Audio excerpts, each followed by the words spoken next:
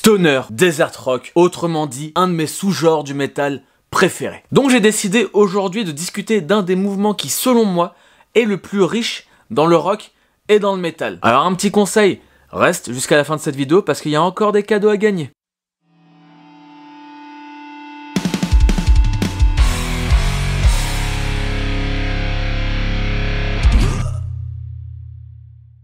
Salut à tous, ici Aziz, on se retrouve pour un nouvel épisode de Dealer de Métal, la chaîne où on parle rock, la chaîne où on parle métal, la chaîne où on parle de tous ses dérivés. J'espère que tout le monde va bien parce que moi j'ai une patate d'enfer. Piche, piche. Cure de vitamine D, cure de vitamine C. J'ai vraiment pris tout ce qui était possible. Alors d'entrée de jeu, mets-moi tout de suite en commentaire ton groupe de stoner préféré et j'y jetterai une oreille si je ne connais pas. Right fucking now. Alors comme tu l'as vu dans le titre, aujourd'hui on va parler du stoner, du desert rock. Pourquoi? Parce que déjà de 1 j'en ai envie et surtout parce que je cherchais une raison d'aborder ce sujet. J'ai fait auparavant une vidéo qui s'appelait Le métal pour les nuls, qui a inventé le heavy metal, que je t'invite à regarder juste après cette vidéo là. Et vu que cet été j'étais contacté par les éditions Les Flammes Noires, qui est une maison d'édition spécialisée dans le métal, et qui m'ont envoyé quelques livres que je vais te présenter là, juste maintenant. Bon, par exemple, t'as des trucs comme ça, on a ça aussi. Et on s'est arrêté sur ce livre-là qui est monstrueux, de Stoner Freak Anthologie. On dirait un tout l'univers, le bordel. Non mais regarde-moi ça, regarde-moi à quel point c'est gros. Tu vois, j'ai une grosse tête, hop, je mets devant, on voit plus ma tête. Alors j'ai eu un petit peu le temps de le feuilleter durant cet été. Ce livre retrace l'histoire du stoner, en tout cas parle des grandes lignes. À l'intérieur, bon, tu peux retrouver 3000 groupes, il y a des interviews inédites de tes groupes de stoner préférés. Par exemple, dans les interviews, tu peux retrouver des groupes comme Clutch, Orange Goblin, Kilesa, Cadavar, Stone Jesus, Color Ace, enfin bref, t'as énormément d'acteurs importants issus de cette scène-là qui ont fait des petites interviews pour ce livre. Tu vois, je viens de toquer, je viens de me faire mal parce que le truc... il pèse 3 kilos. Tu peux faire du développé épaule, du développé biceps, hop. Tu peux faire ton sport, tu peux te muscler le cerveau et te muscler les pectoraux. Et donc là, ce que je viens de te montrer, c'est le tome 1. Donc attendez-vous à avoir un tome 2 très prochainement. Si ça vous intéresse, on s'est mis d'accord avec la maison d'édition pour faire, voilà, un petit code promo, une petite ristourne afin que vous puissiez vous procurer un livre, un article avec le code que je mets juste en dessous. Je te mets tout dans la description si tu veux plus de détails, mais je peux comprendre qu'aussi, avec les vacances, bon, t'as claqué tout ton PEL, ok? Donc je te conseille de rester jusqu'à la fin de la vidéo, parce qu'il y a le livre que je t'ai présenté à gagner. Donc je te donne rendez-vous à la fin de cette vidéo pour savoir comment tu peux gagner ça. Et là maintenant, tout de suite, ce que je te propose, c'est de voir ensemble d'où vient le stoner. Alors je vais répondre directement à la question: qui a inventé le stoner? Je te donne la réponse directe. Comme tous les courants musicaux, personne n'arrive à se mettre d'accord. Car si on regarde les caractéristiques qui font que le stoner est le stoner, ça ressemble à un mix entre heavy metal et rock psychédélique au départ. Donc dans le lot, par définition, t'as des groupes comme Black Sabbath, Blue Cheer, Led Zeppelin, Blue Oyster Cult, Cream ou O'Kind, le premier groupe de Lemmy Motorhead.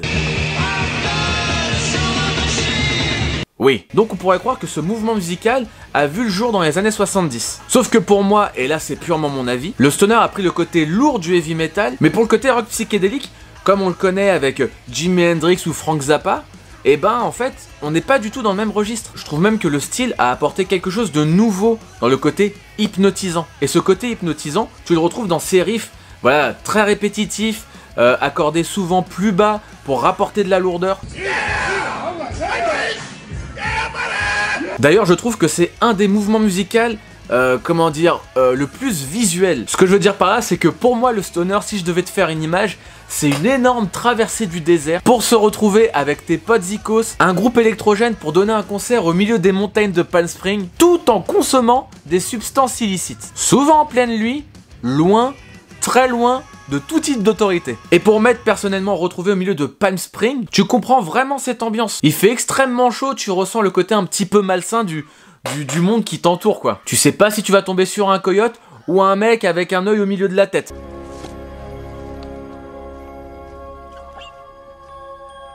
C'est au milieu des années 90 que ce courant, boum, a vraiment explosé le truc. D'ailleurs, dans ces groupes-là, un des groupes que tu peux retrouver dans la presse dite spécialisée, un des groupes phare de la scène stoner, desert rock, t'y retrouves Soundgarden. Oui, oui, t'as bien entendu, Soundgarden, qui est censé être un groupe de grunge à la base. Donc forcément, quand moi je lis ça dans la presse spécialisée, ma première réaction ça a été ça. No God! Mais après je me suis posé 2 minutes et j'ai réfléchi, je me suis dit, plutôt intéressant. Parce que si tu mets 5 minutes sur le banc, le puriste qui vient en toi, tu te poses 2 minutes et tu te dis, c'est pas si con. Parce que selon moi, la seule différence notable qu'il y a entre le grunge et le stoner, eh ben c'est juste une météo différente. Entre la pluie interminable de Seattle et le côté désertique de la Californie, il y a quand même une grosse différence. Après je trouve pas ça forcément déconnant qu'on prenne Soundgarden en exemple, parce que Soundgarden pour moi c'est aussi le mix parfait entre Led Zeppelin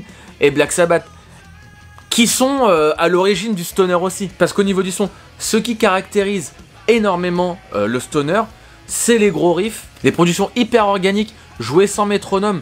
Enfin voilà, pour avoir un côté hyper spontané et naturel, pour avoir cette notion de mouvement. Voilà, tu laisses couler la musique parce que bon, la musique c'est une expérience sensorielle qui se suffit à elle-même. Bon ça c'est une chose. Moi il y a surtout 2 groupes qui toujours selon moi caractérisent énormément ce genre musical là. Parce que moi au départ je vais te parler de Chaos qui est un groupe originaire de Palm Springs, ou encore Fu Manchu de Los Angeles. Voilà, c'est avec ces 2 groupes là que j'ai découvert ce style-là. Merci Tony Hawk pour Skater 1. D'ailleurs dans Chaos, tu peux retrouver Josh Homme, qui deviendra par la suite le créateur du groupe Queens of the Stone Age, qui est un petit peu le groupe qui rendra populaire ce style-là au début des années 2000. Et là j'ai une question que j'aimerais te poser. Voilà, on est entre nous, on discute. Est-ce que selon toi, un artiste ou un groupe qui rend populaire un genre musical fait de lui l'artiste qui a créé le mouvement? Voilà. Parce que des fois, ça fait un petit peu des amalgames et j'aimerais avoir ton avis. Tu as jusqu'à la fin de la vidéo pour me répondre. Donc pour en revenir à Queens of the Stone Age, même si le groupe refusait l'étiquette de groupe stoner, faut quand même avouer que Josh Homme c'est un peu le parrain du desert rock. Le mec a grandi dans le désert de Joshua Tree. Il a fondé 2 groupes qui représentent au maximum ce courant musical là. Il a même créé un collectif qui s'appelle The Desert Sessions. Voilà, on peut dire que ce mec est un artiste hyper authentique qui n'a pas oublié d'où il venait et qui a créé son identité sonore, sa patte musicale avec l'univers dans lequel il vivait. Après je vous connais les amis, je sais très bien que vous avez une connaissance pointue sur les genres un petit peu mainstream. Vous ce qui vous intéresse c'est les groupes un petit peu que tu arrives à placer, que tes potes ne connaissent pas forcément, histoire de les niquer dans leur playlist. Mais au final ce style qui était très californien a réussi à s'exporter au-delà de ses frontières. Au point même que quand tu dis que tu as un groupe stoner, bon bah au final c'est un petit peu un terme fourre-tout où bon bah tu sais pas trop, c'est rock mais machin, donc tu dis ouais stoner. D'un côté c'est bien parce que le truc a réussi à se diversifier, mais de l'autre côté tu perds aussi de la notion de truc. Et c'est pour ça que les icos et les fans de musique n'arrivent pas à être d'accord sur les termes, sur les bons termes, sur qui est quoi, qui fait quoi. Parce que là je t'entends me dire, oui mais Aziz c'est quoi la particularité du stoner si c'est un terme fourre-tout? Eh ben je t'avoue que c'est une très bonne question petit Jean-Baptiste du 666. Parce que oui, qu'est-ce qui fait qu'un groupe de stoner est un groupe de stoner? Moi je vais te le dire, moi je te le dis maintenant là. Boum la coup de tête là, attention ça va partir. Dans le stoner bon t'as quoi? T'as déjà un son. Un son très particulier. Et là je vais juste te citer un passage que tu peux retrouver dans le reportage Desert Rock, dont je t'ai déjà parlé dans une de mes vidéos. Le truc qui en sort c'est que aucun groupe ne voulait sonner de la même façon que son voisin. Donc vu que tu as une base guitare, basse, batterie, bah faut réussir à s'inventer, etc. Donc il y a le côté où tu baisses ton accordage pour avoir un son plus lourd. Ça existait déjà. Donc les mecs ils ont quand même usé de leur folie, je sais pas de ce qu'ils prenaient, pour vraiment sortir du lot. Et c'est pour ça que tu te retrouves avec des groupes où guitaristes qui branchent leur guitare dans des amplis de basse et que tu as des bassistes qui branchent leur basse dans des amplis de guitare pour avoir ce son monstrueux, vraiment le côté bulldozer quoi. Avec des voix un petit peu écorchées, parfois avec de la distorsion. Ils ont quand même pour certains groupes repoussé la manière de produire de la musique. Et je trouve ça fou qu'à cette époque-là, tu puisses encore trouver des choses. Et c'est là où tu vois les époques sont différentes. C'est que si tu sonnais comme ton voisin, t'étais limite blacklisté. Donc tu vois qu'à l'époque, on attachait une certaine importance à l'identité sonore. Donc c'est pas parce que tu joues un riff avec un doigt en alternant entre ta corde à vide et ta 12e case, ça veut pas dire que tu fais du stoner. Arrête tout de suite. Alors oui, les guitares plus graves, des basses branchées à des amplis de guitare, mais à l'époque c'était une réelle révolution. Et surtout que malgré ça, malgré toutes ces caractéristiques-là, le fait que les musiques durent plus longtemps, le côté hypnotisant, ces personnes-là n'ont pas oublié le plus important, créer des chansons. Alors je me répète souvent par rapport à ça, et même si les musiques de stoner, ça fait surtout des BO de ton road movie préféré, et quand tu as des groupes comme Corrosion of Conformity, Orange Goblin, Monster Magnet, Down, Red Fang, Baroness, Mastodon, Clutch, Electric Mary, enfin voilà, le stoner a réussi à repousser ses limites. Chaque pays s'est réadapté le style pour proposer quelque chose de nouveau tout en gardant la même base. Ça a réussi à se démocratiser, devenir incontournable, et ça a réussi à évoluer en inspirant d'autres sous-genres, et ça c'est fou. Ça fait agrandir de manière considérable l'arbre généalogique du heavy metal. Et voilà les amis, je pense avoir fait le tour des caractéristiques du stoner. Alors j'aurais pu parler des visuels, des clips, etc.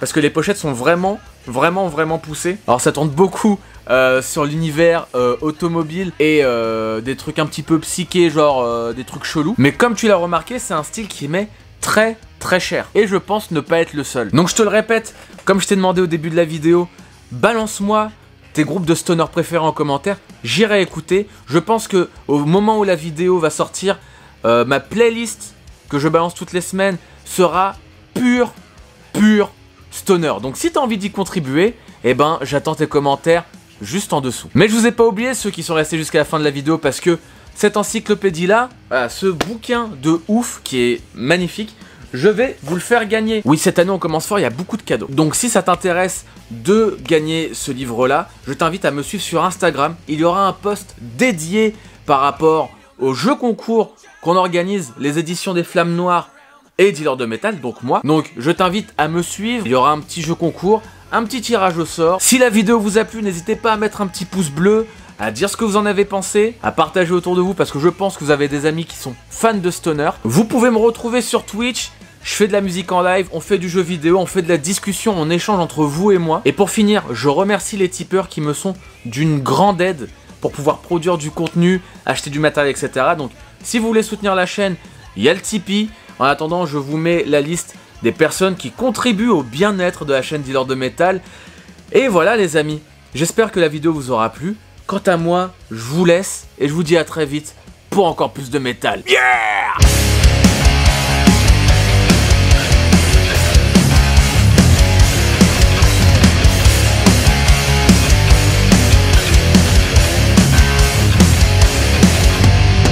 You know the story, you can never tell.